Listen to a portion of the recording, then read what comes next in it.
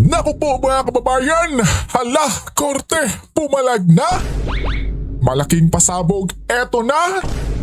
Nako, minority ni Junior mga kababayan, iyak na, nabulabog na.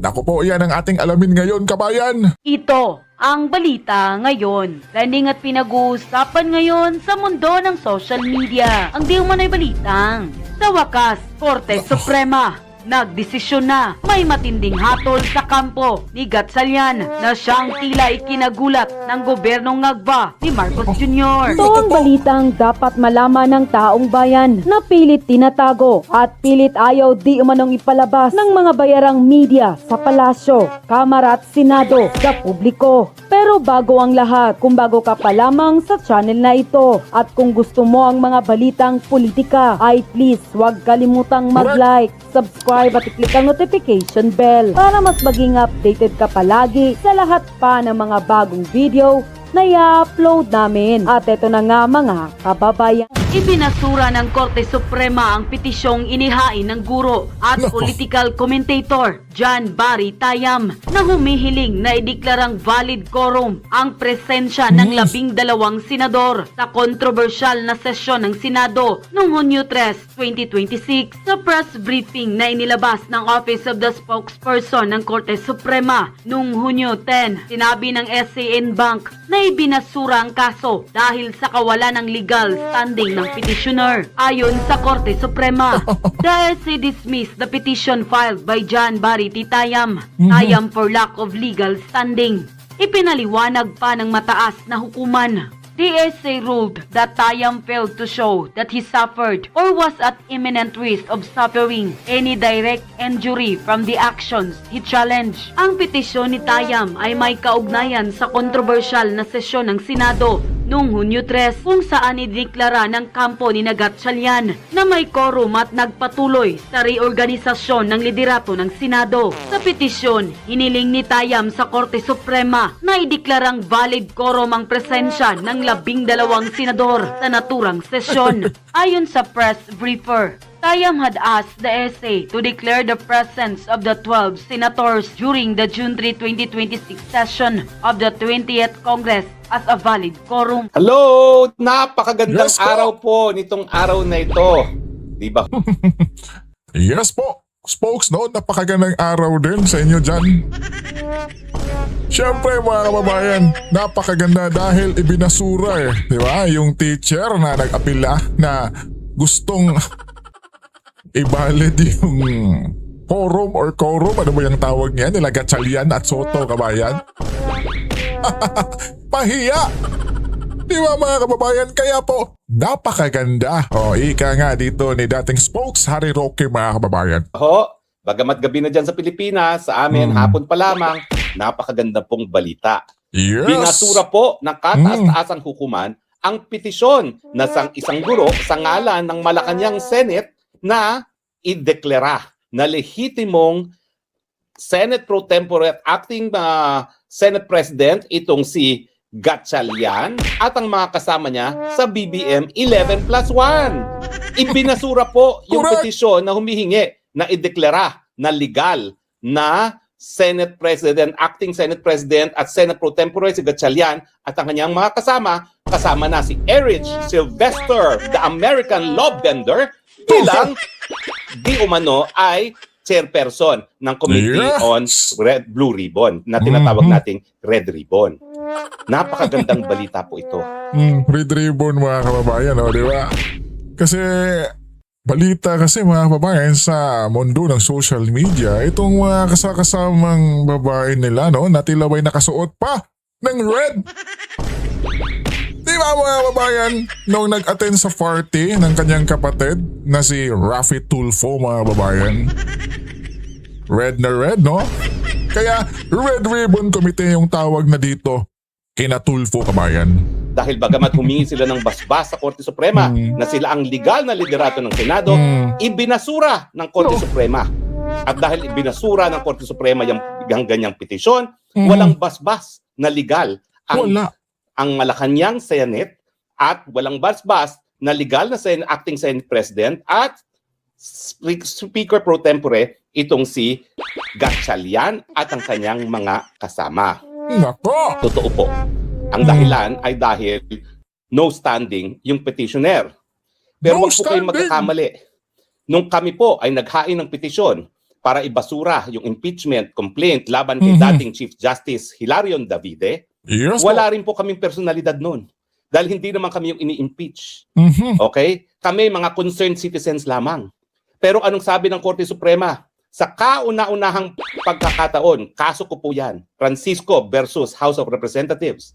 Ang sabi nila, kaming mga ordinaryong mamamayan, merong citizen standing para magdemanda kapag merong labag sa saligang batas o para sa mga gawain na kahit anong sangay ng gobyerno na labag sa saligang batas. Nako! At dahil kami ay kinilala na merong citizen standing, rinisolba ang aming petition at sinabi mali ang ginawa ng Kamara de Representante dahil yung pangalawang impeachment labang kay Hilarion Davide na pinamunuan nitong Gibo Maltese citizen Teodoro ay labag sa saligang batas dahil ito'y hinain sa loob ng 1 taon na pinagbabawal. Dahil alam naman natin na sa 1 taon, ang isang impeachable official ay pwede lang magkaroon ng impeachment complaint once, not twice.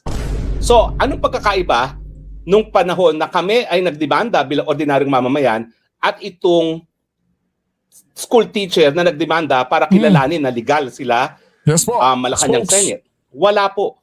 Sa totoo lang, kung gustong iresolba yan ng Korte Suprema, dapat na resolba yan dahil kami, nung panahon ni Hilarion Davide, wala naman kaming pakialam dyan sa impeachment ni Hilarion Davide. Hindi naman kami ang ini-impeach. Hindi naman kami mambabatas na mayroong personalidad para magdemanda kung nalalabag ang saligang batas. Ibig sabihin, talagang ayaw maghimasok ng Korte Suprema dun sa issue na dinulog sa kanila. Bakit? Kasi nga, sa tingin nila, walang dapat babago sa Senado. Ang halal ng 13 senador na sang-ayon sa ating saligang batas, ang boto na kinakailangan ng kahit sinong nagnanais na maging Senate President ay 13. At sa ngayon, 13, iisa lang ang nakakuha ng 13 boto. At yan si Alan Peter Cayetano. Cayetano.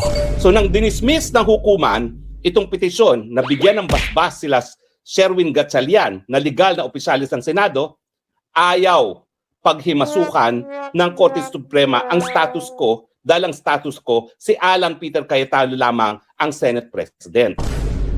Paano naman yung dulog nitong teacher neto na kilalanin si Erich Sylvester, the American, the law bender, bilang chairperson ng Blue Ribbon Committee na tinatawag na Red Ribbon Committee sa ilalim ng kanyang pamumuno.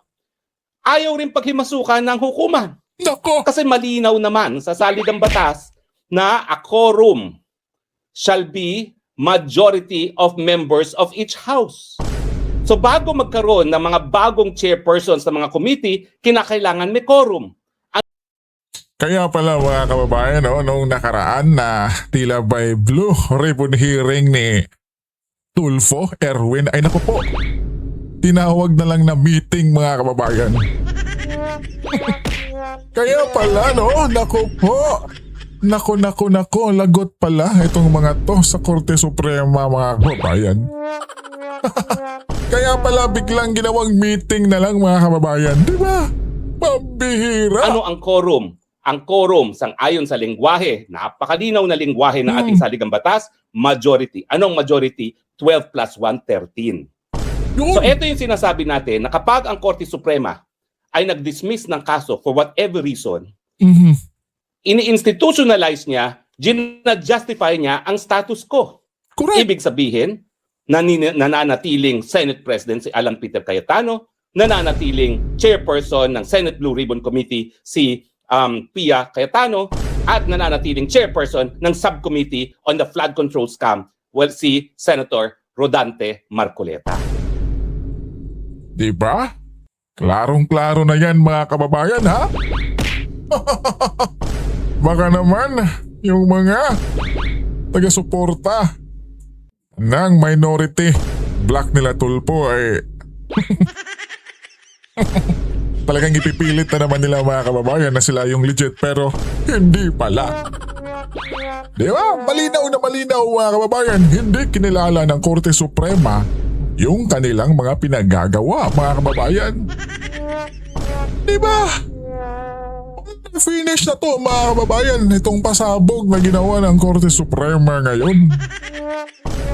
Malaking sampal to sa kanilang pagmumukha mga kababayan, di ba? Pambihira. Tapos, yung grupo nila Tulpo mga kababayan, may pabigay-bigay pang ginagawa dun sa Jensan. Tapos yung 1 milyon na ibinigay nila, ay naku po, galing raw po sa kanilang bulsa. Di ba, ipinagsigawan pa nila mga kababayan?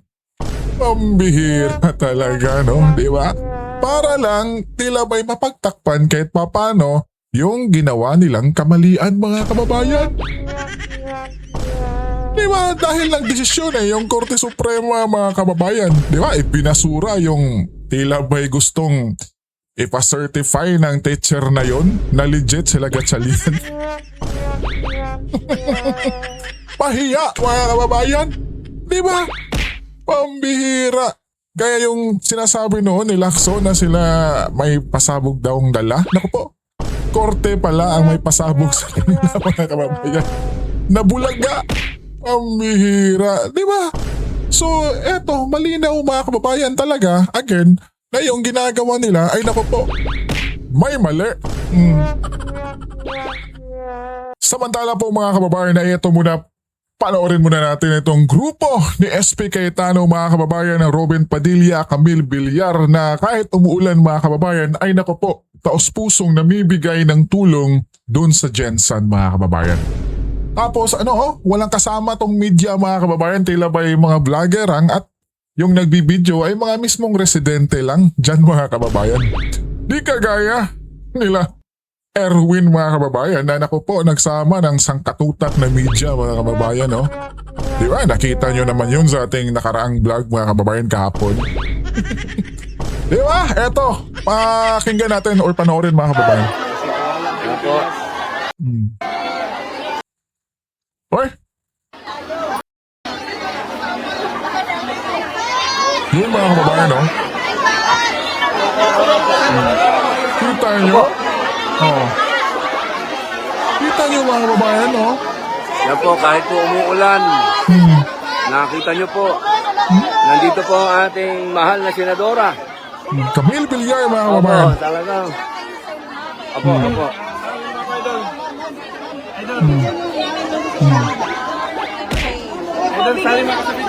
Opo, ito, kasama ka to. Tapos mga kababayan, no, di ba? Ramdam nyo ba yung pagkakaiba mga kababayan sa grupo nila Erwin, tas grupo ni Senator Robin mga kababayan? Diba? Yung mga tao, grabe. Mga kababayan, yung suporta tila ba'y pasasalamat sa kanila. Diba? Taos puso talaga mga kababayan. Yun sumisigaw pa ng Duterte.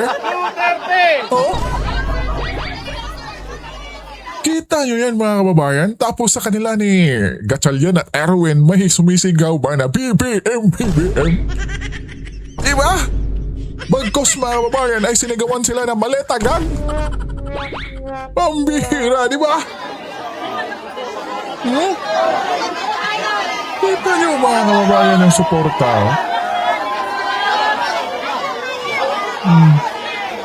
Walang media mga kababayan na nagka-cover dyan. Tubig. Yan pong tubig, ang pinaka-importante. Correct po, Yan po. idol. Tapos ang nagbo-volunteer ay naku po, ordinaryong Pilipino lang din po mga kababayan.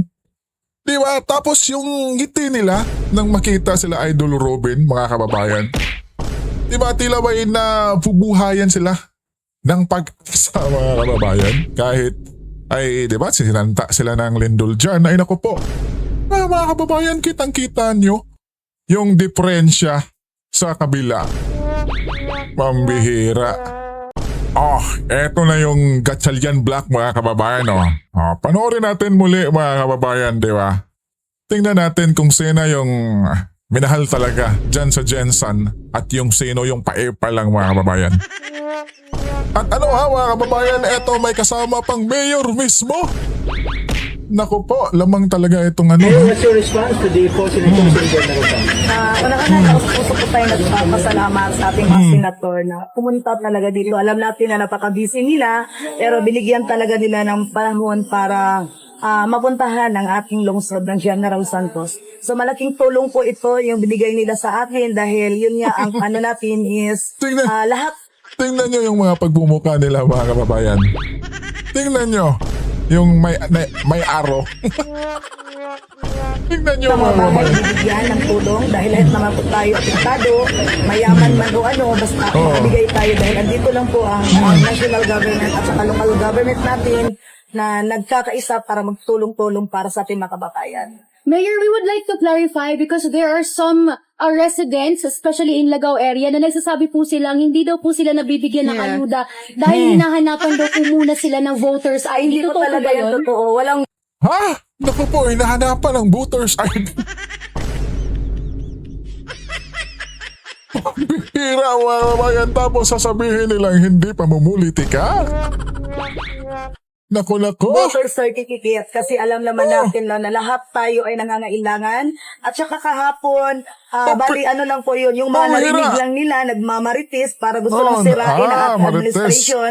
So ulitin po, walang voter certificate na ginaprovide ang ating DSWD at saka ang ating LGU.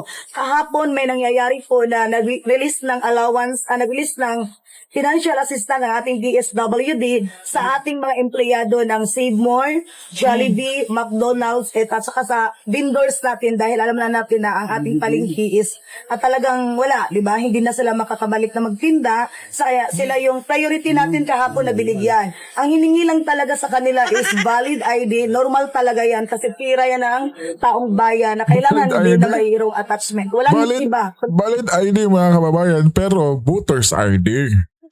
Para sure na ano ka, buboto ka ba? Valid ID lang po. Mayor, meron po ba talaga- tayong plano Siguro na... doon sa rehabilitation, kaya kami nandito, more than the initial relief operations, ang gusto natin malaman, Mayor, sabi niya ni SSP, ni Erwin, saka ni Majority Leader, we want to help in the rehabilitation, makabalik sa normal na pamumuhay ng Gensan. So, yung pinaka-priority na ibigay niyo sa amin, isama na sa budget, yung public market, no? Kailangan dahil araw-araw yan. Infrastructure, yung mga schools, mga tulay, at iba pa. Mga ospital, no? Nakita ko na yan nasa labas yung mga pasyente. So, pakibigay sa amin kaagad para Yun, hindi naman talaga, kasi mahirap, di ba, mag-click ka agad na may malipatan. Hindi lang isang pamilya ang nawalan, kundi halos ang dami. Ngayon nga, tinignan namin, nasa 6 na padala ng ating presidente. Kasi yung mga totally damaged talaga Grabe, maka-BBM pala tong mayor na to, kabayan. Di ba? Kaya pala yung grupo nila, Senator Robin, walang pa-photo ops, walang media ops, walang mayor, kabayan, na kasama. Yung mayor pala dito, maka-BBM. Nako. Nakatanggap ata, ha? Kung bibigyan sila ng 30,000 na cash para kung dagdag sa kanila. So about naman sa relocation, yun nga, sabi ko, hindi lang isang pamilya po ang apektado ngayon. Pambihira talaga, mga Mayor, kababayan. what's your Yung ano? response to the Diba? Nako. Nako po mga kababayan, nako. Kaya dapat lang no, yung ginawa ng Korte Suprema mga kababayan sa pagbasura ng teacher na tila ba i-verify daw na legit itong grupo nila Gatchalian na mamumuno dyan sa Senado mga kababayan. Buti na lang ibinasura. Diba? Pambihira. Hanggang dito na lang po mga kababayan kasi tila ba yung pagmumuka nila lalong-lalo na itong si Tulpo mga kababayan, tila ba hindi nasiyahan sa kanyang mga pinagagawa dito, no? Nako po mga kababayan, God bless you po. Ingat kayo palagi, lalong-lalo na sa mga kababayan nating OFW dyan. Nako po mga kababayan, ingat kayo dyan.